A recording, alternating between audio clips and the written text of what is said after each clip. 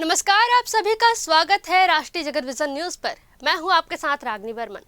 कल यानी 1 फरवरी को वित्त मंत्री निर्मला सीतारमण संसद में बजट पेश करेंगे, लेकिन विपक्षी दल इस बजट सत्र को लेकर कई सवाल खड़े कर रहे हैं। जिस तरह से महामहिम द्रौपदी मुर्मू ने अपने अभिभाषण में जिस तरीके से सरकार की उपलब्धियों को गिनवाया, जिसको लेकर सियासी बवाल मचा हुआ है, और यूजीसी को लेकर जिस तरह से पूरे देश भर में तनाव का माहौल बना हुआ है, इसको लेकर औरंगाबाद से आरजेडी सांसद अभय कुशवाहा से राष्ट्रीय जगत विजन न्यूज के संवाददाता अभिषेक आनंद ने खास बातचीत की। देखिए खास रिपोर्ट।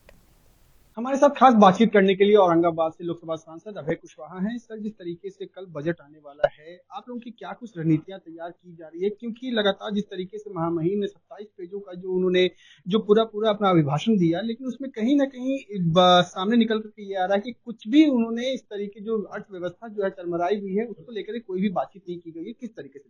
देखिए, इनको न तो अर्थव्यवस्था चरमराई हुई है, उससे इस सरकार को कोई मतलब है। बेरोजगारी बढ़ी हुई है, इस सरकार को उससे भी कोई मतलब नहीं है। महंगाई चरम सीमा पार कर रही है, उससे भी इस सरकार को मतलब नहीं है। सरकार को सिर्फ मतलब इन बातों से है कि हम देश के आवाम को, जनता को किस तरह की भाषा और कौन सा शब्द हम इस्तेमाल करें कि उन्हें हम खुश रख सकें। सिर्फ शब्दों से बेरोजगारी दूर हो जाएगी, सिर्फ शब्दों से पलायन रुक जाएगी? हमारा राज्य बिहार ही है। इन्होंने कहा कि हम सरकार हमारी बनेगी, अब तो डबल इंजन की सरकार कहते हैं, और डबल इंजन की सरकार वर्षों से चल रही है, लेकिन अभी तक पलायन रुकी वहां। तो ये सिर्फ सरकार में बने रहने के लिए सारा हथकंडा अपनाते रहते हैं, लुभावनी बातें करते रहते हैं। यही इस सरकार का काम है।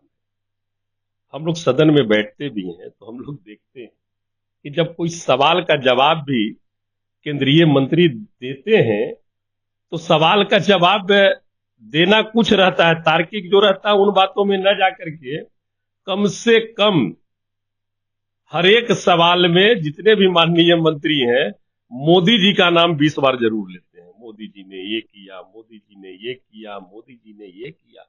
इसके पहले लगता है कि मोदी जी जब यहां नहीं आए थे, इसके पहले लगता है कि देश चल ही नहीं रहा था। ये स्थिति, इस तरह का वातावरण बनाए हुए हैं। तो ये लोकतंत्र है और लोकतंत्र में सबको अधिकार है। एक आप जिस तरीके से बता रहे हैं, संसद में जब आप लोग बैठते हैं तो जिस तरीके से मोदी जी का नाम सामने आता है, हर एक बातों पे मोदी जी को आगे बढ़ाया जाता है। आपके एक बात से ये समझ में आ रहा है कि देश जो है वो मोदी जी के नाम से ही चल रहा है। आपको ये लगता है? के नाम से नहीं चल रही है।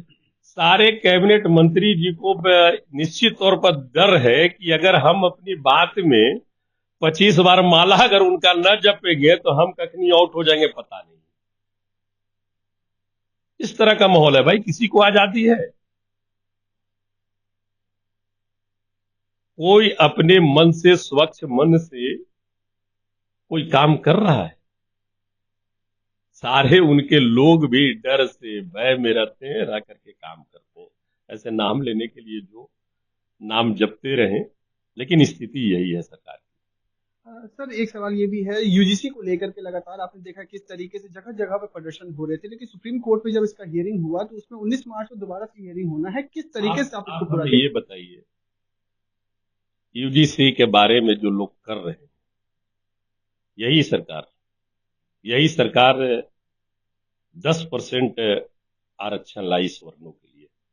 आपने किसी गरीब को देखा, बैकवर्ड को, चाहे पिछड़ा हो, दलित हो, महादलित हो, अति पिछड़ा हो, वो कभी रोड पे आए कि नहीं इनको आरक्षण नहीं मिलना चाहिए? भाई ये अधिकार है।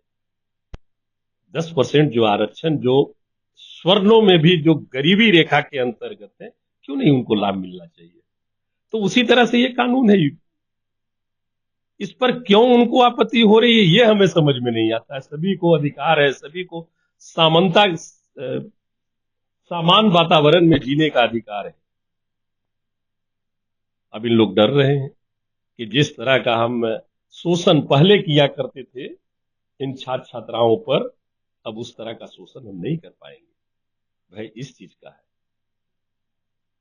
सर आखिरी सवाल ये रहेगा कि जिस तरीके से सरकार एक नारा लगाती है बेटी बचाओ बेटी पढ़ाओ को लेकर के, आप बिहार से आते हैं, जिस तरीके से नीट के देखिए छात्रा के साथ में जो हुआ, ये इनका नारा पूरी तरह से जुमला है।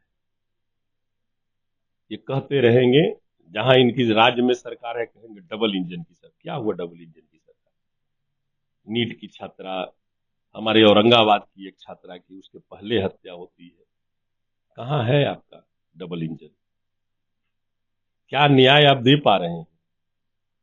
1-1.5 साल पहले स्नेहा कुशवाहा की हत्या हुई बनारस हॉस्टल में, क्या आपने किया?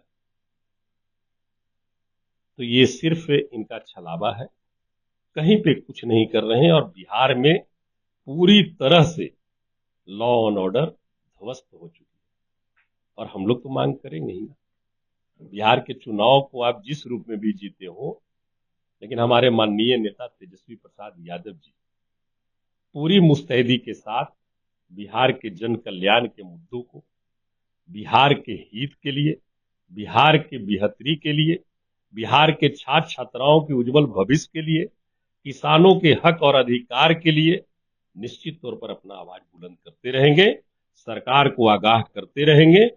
ये हमारा दायित्व है, और उस दायित्व को हमारे माननीय नेता तेजस्वी बाबू निश्चित तौर पर निभाने का काम करेंगे। बहुत बहुत शुक्रिया बात करने के लिए। ये थे हमारे साथ में औरंगाबाद से लोकसभा सांसद अभय कुशवाहा, जिन्होंने हर एक सवाल का बेबाकी से जवाब दिया। अब देखने वाली बात होगी कि विपक्ष को लेकर के इसका क्या कुछ स्टैंड रहने वाला है। वीडियो जर्नलिस्ट राहुल के साथ अभिषेक आनंद, राष्ट्रीय जगत विजन न्यूज, दिल्ली। फिलहाल इस खबर में बस इतना है। देश प्रदेश की खबरों से अपडेटेड रहने के लिए हमारे चैनल को सब्सक्राइब करें और नए खबरों की नोटिफिकेशन के लिए बेल आइकॉन जरूर दबाएं। नमस्कार।